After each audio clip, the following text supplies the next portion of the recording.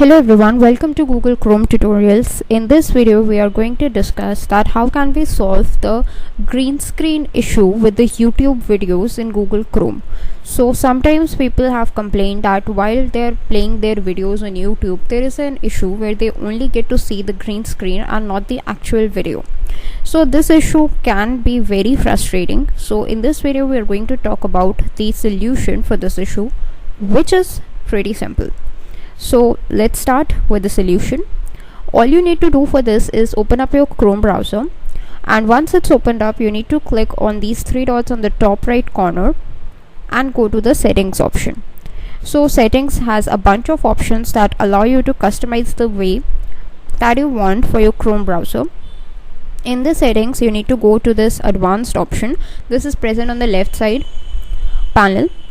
In the advanced there is this option called system, so let's just click into it. In system there is the second option that says use hardware acceleration when available. So by default you will see it has a blue color, that means it's enabled, so you can just disable it.